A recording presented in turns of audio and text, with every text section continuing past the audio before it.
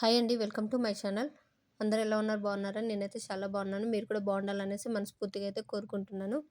ఇక నేను 7 శనివారాల వ్రతం అయితే స్టార్ట్ చేశానండి. ఇక 7 శనివారాల వ్రతంలో భాగంగా అయితే మొదటి వారం రోజైతే స్వామివారికి అయితే ముడుపైతే కట్టాను.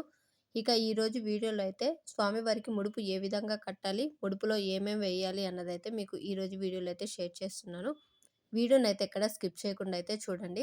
ఇక మొదటి వారం పూజ అయితే చాలా బాగా చేసుకున్నానండి. ఇంకా స్వామివారి దయ కూడా ఉంటే ఇక త్వరలోనే స్వామివారి నుంచి పిలుపు కూడా వస్తుందనేసి అనుకుంటున్నాను. ఇక మనం ముడుపు కట్టడానికైతే ముందుగా ఒక గిన్నె తీసుకొని అయితే గిన్నెలో కొంచెం పసుపు, గంధము అయితే వేసి ఇక కొంచెం పచ్చకర్పూరం కూడా వేయాలండి. ఇంకా ఈ విధంగా నలిపేసి అయితే పచ్చకర్పూరం కూడా వేసి ఇక క్లాత్ అయితే దాంట్లో ముంచాలి. అంటే వాటర్ మొత్తం కలిపిన తర్వాత ఇక మనం తీసుకున్న ముడుపు కట్టడానికి వైట్ కలర్ క్లాత్ మాత్రమే తీసుకోవాలి. ఇక నేనైతే ఇక్కడ కర్చీఫ్ అయితే తీసుకున్నాను. ఇక వైట్ కలర్ కర్చీఫ్ మాత్రమే తీసుకోవాలి.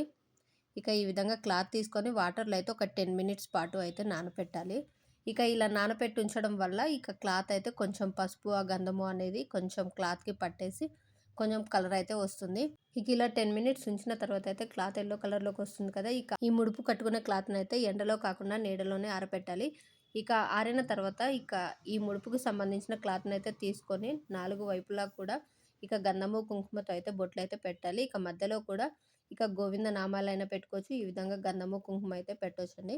ఇక ఈ విధంగా పెట్టిన తర్వాత ఇక ముఖ్యంగా అయితే ముడుపులో ఏయాల్సిన వస్తువుల గురించి మనం మాట్లాడుకుంటే మాత్రం ఇక నేను ఈ బొట్టు పెట్టిన తర్వాత, ఆరిన తర్వాత మాత్రమే పెట్టాను. తడిగా ఉన్నప్పుడైతే మనం కట్టకూడదు. అంటే ముడుపు అనేది అయితే కట్టకూడదు. ఎందుకంటే ముడుపు కట్టేటప్పుడు మనం అయి తడిగా ఉన్నాయి అంటే మనం పెట్టిన అంటే నోట్స్ ఉంటాయి కదా! డబ్బులు అవి పాడైపోతాయి. ప్లస్ ఇంకోటేంటంటే చాలామంది స్వామివారికి ప్రీతికరం కదా అనేసని తులసి దళాలైతే చాలా ఎక్కువగా ఏస్తున్నారండి. ఇక ఎక్కువగా అయితే తులసి దళాలైతే వేయకూడదు. ఇక నేనైతే ఎండు ఖర్జూరం అయితే వేశాను.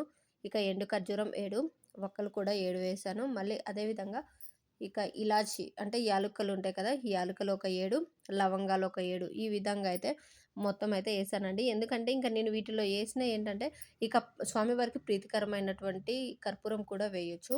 ఇక తులసి దళం వేయకూడదు అని ఎందుకంటున్నానంటే ఇక అవి కొంచెం తడి తడిగా, చల్లగా ఉంటాయి కదా! ఇవి కూడా నేను పైన ఒక సైడ్ మాత్రమే వేశాను చూడండి. ఒక ఆకు మాత్రమే వేశాను. ఇక ఎక్కువ వేయడం వల్ల ఏం జరుగుతుంది అంటే ఇక వాటిలో ఏసిన నోట్స్ అయితే నోట్స్‌కి తడి అంతా అవి అంటి ఇక మరకలైతే అవుతున్నాయంటండి. ఇక మనం ముడుపులో కట్టిన వాటికి కూడా. ఇక అందుకోసమనైతే తులసి దళమైతే తగ్గించి వేయాలి. అది కూడా ఎందుకు చెప్తున్నాను అంటే, ఇక మనం తులసి దళము, తడికి సంబంధించినయి ఏమన్నా వేసాము అంటే, మనం వెంటనే అయితే తిరుమలకైతే వెళ్ళం కదా! ఎళ్ళే ముందైతే కట్టం కదా! ఒక స్వామివారికైతే కోరిక కోరుకొని, ఇక ఆ కోరిక నెరవేరాలి అనేసి స్వామివారికైతే ముడుపు కడతాం కాబట్టి, ఇక మనం ఎళ్ళడానికి టైం పడుతుంది. కోరిక నెరవేరడానికి టైం పడుతుంది కాబట్టి, ఇక చల్లగా ఉండేటియి, ఇంకా తడి ఉండేటియి అయితే వేయకపోవడమే మంచిది. అందుకోసం నేను మాక్సిమం మొత్తం డ్రైగా ఉండేటియే ఎండు ఖర్జూరం, వక్కలు, యాలకులు, లవంగాలు ఇవి మాత్రమే ఏశాను. ఇక మీ వీలు పట్టి ముడుపు కట్టేటప్పుడు ఎప్పుడైనా సరే రూ. 11 నుంచి ఎంతైనా మీ స్తోమతని పట్టయితే అంటే మన స్తోమతని పట్టయితే మనం స్వామివారికైతే కోరిక చెప్పుకొనైతే ముడుపైతే వేయాలండి.